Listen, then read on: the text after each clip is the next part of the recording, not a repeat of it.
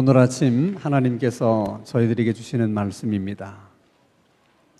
구약성경 28면 창세기 22장 1절에서 14절까지의 말씀입니다.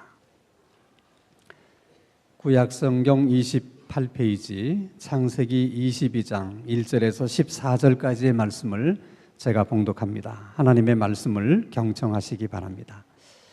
그 일 후에 하나님이 아브라함을 시험하시려고 그를 부르시되 아브라함아 하시니 그가 이르되 내가 여기 있나이다.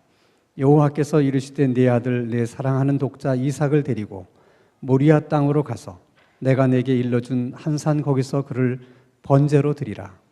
아브라함이 아침에 일찍이 일어나 나귀의 안장을 지우고 두 종과 그의 아들 이삭을 데리고 번제에 쓸 나무를 쪼개어 가지고 떠나 하나님이 자기에게 일러주신 곳으로 가더니 제3일에 아브라함이 눈을 들어 그곳을 멀리 바라본지라. 이에 아브라함이 종들에게 이르되 너희는 나귀와 함께 여기서 기다리라. 내가 아이와 함께 저기 가서 예배하고 우리가 너희에게로 돌아오리라 하고 아브라함이 이에 번제나무를 가져다가 그의 아들 이삭에게 지우고 자기는 불과 칼을 손에 들고 두 사람이 동행하더니 이삭이 그 아버지 아브라함에게 말하여 이르되 내 아버지여 하니 그가 이르되 내 아들아 내가 여기 있노라. 이삭이 이르되 불과 나무는 있거니와 번제할 어린 양은 어디 있나이까? 아브라함이 이르되 내 아들아 번제할 어린 양은 하나님이 자기를 위하여 친히 준비하시리라 하고 두 사람이 함께 나아가서 하나님이 그에게 일러주신 곳에 이른지라. 이에 아브라함이 그곳에 제단을 쌓고 나무를 버려놓고 그의 아들 이삭을 결박하여 제단 나무 위에 놓고 손을 내밀어 칼을 잡고 그 아들을 잡으려 하니 여호와의 사자가 하늘에서부터 그를 불러 이르시되 아브라함아 아브라함아 하시는지라. 아브라함이 이르되 내가 여기 있나이다 하며 사자가 이르시되 그 아이에게 내 손을 대지 말라. 그에게 아무 일도 하지 말라. 내가 내 아들 내 독자까지라도 내게 아끼지 아니하였으니 내가 이제야 내가 하나님을 경외하는 줄을 아노라. 아브라함이 눈을 들어 살펴본즉 한 순양이 뒤에 있는데 뿔이 수풀에 걸려 있는지라. 아브라함이 가서 그 순양을 가져다가 아들을 대신하여 번제로 드렸더라. 아브라함이 그 땅 이름을 여호와 이레라 하였으므로 오늘날까지 사람들이 이르기를 여호와의 산에서 준비되리라 하더라. 아멘. 일본의 작은 마을입니다. 오고리시라고 하는 마을에 가면 개구리절이라고 잘 알려져 있는 작은 사찰이 하나 있어요. 근데 그 사찰 안에는 부처상만 모신 것이 아니라 개구리 석상도 모시고 있습니다. 근데 개구리 석상이 크고 작은 것을 다 합해서 3,000개 정도나 돼요. 아니 부처님을 모시는 절간에 부처상이 그렇게 많다는 것은 이해할 수 있지만 아니 어떻게 개구리 석상이 부처님 석상보다도 그렇게 많을까? 개구리를 뜻하는 일본어가 카에루라고 하는 말인데 그 카에루라고 하는 단어 속에는 돌아오다 그런 뜻도 포함이 되어 있다고 그래요. 그래서 사람들은 출장 나간 남편, 군에 간 아들, 또 여행 중인 가족들이 무사히 안전하게 귀가하는 일을 그 개구리 신이 해준다고 믿고 거기서 안전 귀환을 기원하는 것입니다. 뿐만 아니라 나간 돈도 돌아오게 해준다. 그런 신통력이 있다고 생각을 해서 그 개구리 신 앞에 가서 비는 거예요. 자, 개구리 신은 처음부터 존재한 것이 아닙니다. 그리고 개구리 신이 안전 귀환에 대해서 약속해 준 적도 없고 나간 돈을 돌아오게 해주겠다고 말한 적도 없습니다. 그건 다 사람들의 생각이고 사람들의 바램이에요. 그 바램을 개구리 석상을 만들어 놓고는 그 개구리 석상에 자신들의 바램을 투사시켜 그리고는 그대로 믿는 거예요. 다른 말로 하면 사람은 자기가 믿고 싶은 대로 믿고 싶은 것을 믿는 것입니다. 그런데도 그 절에 그렇게 많은 사람들이 몰리는 이유가 뭘까요? 사람들은 자기가 믿고 싶은 대로 또 믿고 싶은 것을 믿는 것은 아무런 거부감이 없습니다. 아무런 꺼리낌도 없고 불편함도 없어요. 그래서 그런저래 많은 사람들이 몰리는 거예요. 이런 현상은 단지 불교 안에만 있는 게 아니에요. 세상의 모든 종교 안에 그런 현상들이 있습니다. 예를 들어 여러분 구약성경 사무엘상 4장을 보면 블레셋과의 전쟁에서 패배한 이스라엘 백성들이 그 성막 안에 모셔뒀던 하나님의 법궤를 전쟁터로 가지고 와요. 그리고 말합니다. 이제 우리 가운데 하나님의 법궤가 있기 때문에 우리는 전쟁에서 이길 수 있다. 하나님은 한 번도 그렇게 말씀하신 적이 없고 그렇게 약속하신 적이 없지만 승리해야 된다는 절박감이 그런 믿음을 만들어낸 거죠. 그리고는 그렇게 믿는 것입니다. 여러분, 자기가 믿고 싶은 것을 믿은 결과는 참담했습니다. 승리하기는커녕 그 어떤 전쟁에서의 패배보다 더 큰 패배를 해요. 그리고 하나님의 법궤마저 빼앗기게 됩니다. 그것은 이스라엘 백성들에게 엄청난 충격을 안겨줬어요.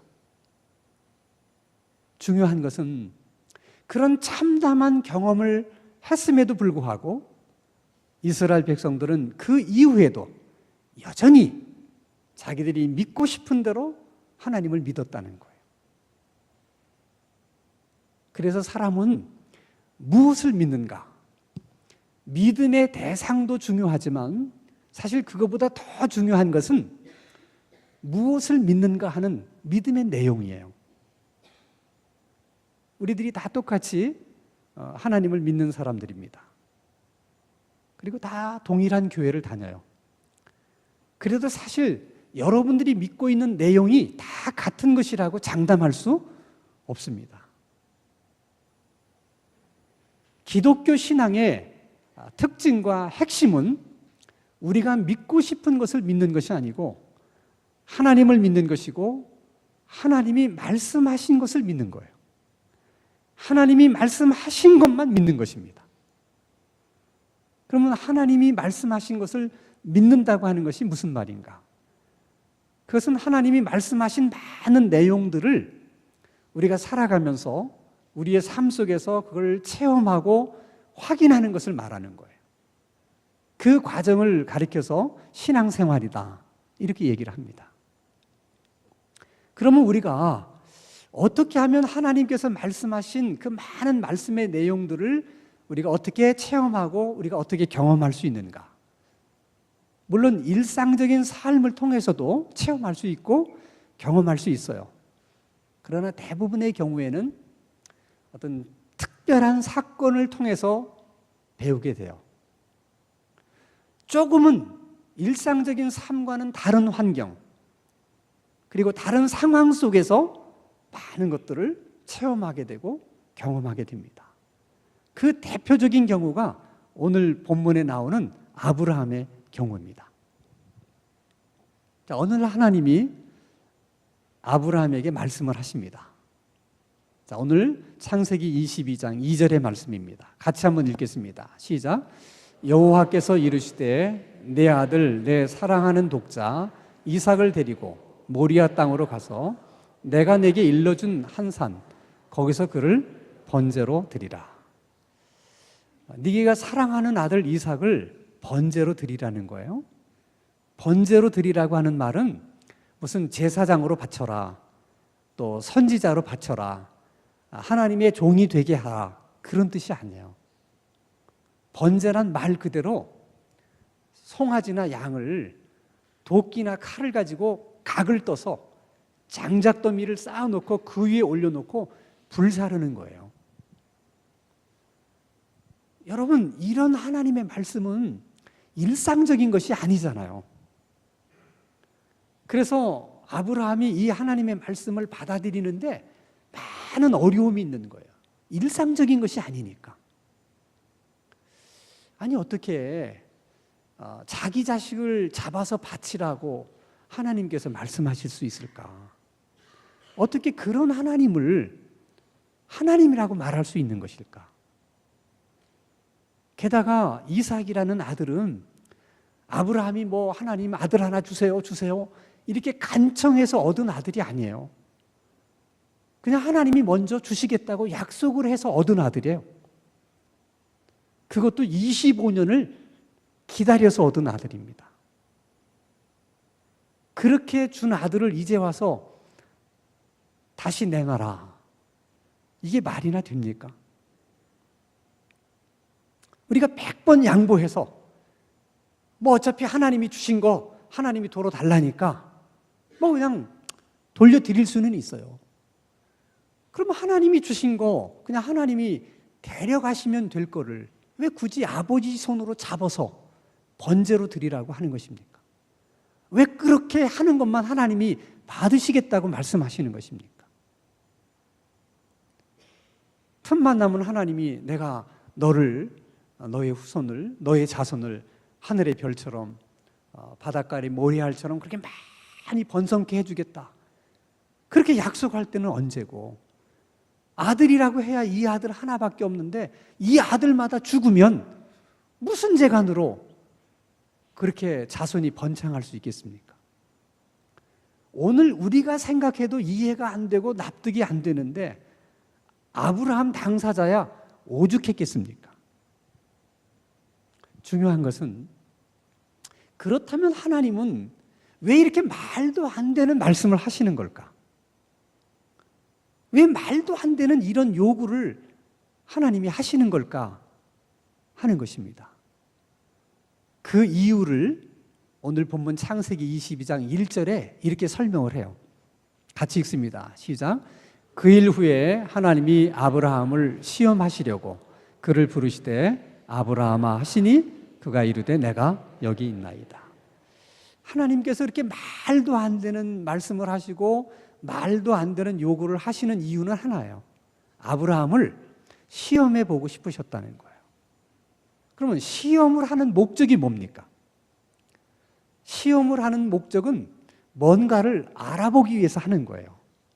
자, 예를 들어서 학교에 가면 선생님들이 시험을 보죠. 왜 시험을 봅니까? 선생님이 그동안 가르쳐준 내용을 학생들이 얼마나 잘 알고 있는가를 알고 싶어서, 그래서 시험을 치르는 것입니다.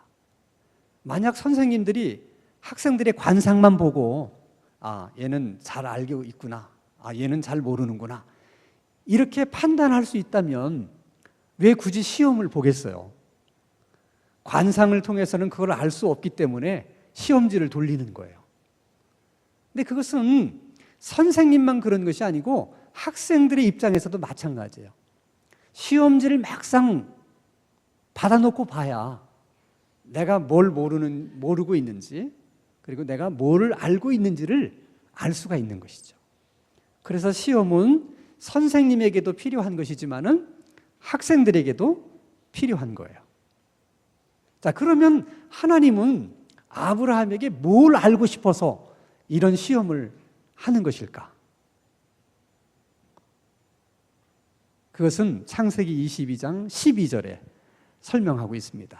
같이 읽습니다. 시작. 사자가 이르시되 그 아이에게 내 손을 대지 말라. 그에게 아무 일도 하지 말라. 내가 내 아들 내 독자까지라도 내게 아끼지 아니하였으니 내가 이제야 내가 하나님을 경외하는 줄을 아노라. 정말 아브라함이 하나님을 경외하는가, 하나님을 사랑하는가, 그걸 알아보고 싶었다는 거죠. 근데 왜 하나님이 갑자기 그것이 알고 싶으셨을까? 그것은 아마도 이삭이 아브라함이 100세에 얻은 그 이삭에게 너무 집착하고 있었기 때문이 아닐까, 그런 생각을 해요. 왜냐하면 하나님이 아브라함에게 말씀하실 때 이렇게 말씀하시거든요. 네 사랑하는 독자 이삭을 번제로 드려라. 그러니까 아브라함이 이삭을 얼마나 사랑하고 있었는지 하나님도 아셨다는 거야. 그래서 하나님이 네 사랑하는 독자 이삭을 번제로 드려라.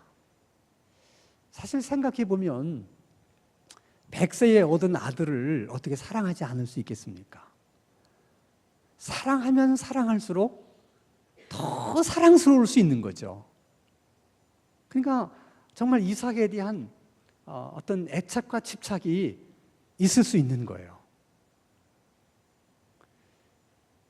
자, 하나님은 정말 이삭을 내가 준 건데, 내가 선물로 준 아들인데, 그 선물로 준 이 하나님보다 정말 선물을 더 사랑하고 있는 것인지 그걸 알아보고 싶었다는 거예요. 그것은 아브라함의 입장에서도 마찬가지야. 평소에 자기는 하나님을 사랑한다고 그렇게 믿었고 또 하나님을 사랑한다고 생각했어요. 근데 막상 하나님이 이삭을 번제로 드려라 하는 말씀을 듣고 보니까 정말 내가 하나님을 사랑하고 있었는가, 내가 정말 하나님을 경외하고 있었는가, 드디어 시험지를 받아들고 나서야 생각해 보게 된 거예요. 감사한 것은 아브라함이 하나님의 그 말씀에 순종해서 이삭을 결박하고 나무를 쌓아놓은 위에 놓고 칼을 뽑아서 죽이려고 합니다. 그때 천사가 급히 만류합니다. 그리고 말합니다. 이제야 네가 정말 하나님을 사랑하고 경외하는 줄을 알겠다. 자, 아브라함을 시험하는 목적이 정말 아브라함이 하나님을 사랑하고 경외하는가를 알아보기 위한 것이었는데, 아브라함이 이삭을 죽이려고 하는 모습을 보면서 됐다. 네가 정말 하나님을 사랑하는구나, 하나님을 경외하는구나, 이제는 알았다는 거죠. 그러면 시험의 목적이 이루어진 거잖아요. 그러면 얘기는 거기서 끝나야 돼요. 근데 말씀은 거기서 끝나지 않아요. 그 천사의 음성을 들은 아브라함이 주변을 살펴보니까 양 한 마리가 있는 거예요. 그래서 그 양을 이삭을 대신해서 하나님 앞에 번제로 드립니다. 그러면 이 양은 도대체 어디서 나타난 것입니까? 갑자기 하늘에서 떨어진 거예요? 아니면 집 나온 양이 길을 잃고 헤매다가 그 높은 산까지 올라왔을까요? 그럼 도대체 이 양은 어디서 생긴 거예요? 그 양은 처음부터 하나님이 준비하신 양이에요. 하나님은 처음부터 이삭을 대신해서 그 양을 번제의 제물로 받으시려고 하나님이 준비해 놓으셨다는 거예요. 그것을 아브라함도 알았어요. 자, 그렇다면 처음부터 그 양을 하나님이 준비하고 계셨다는 말은 무슨 얘기겠어요? 그것은 하나님이 정말 이삭을 번제로 받을 마음이 없었다는 거예요. 그건 하나님의 본심이 아니라는 거예요.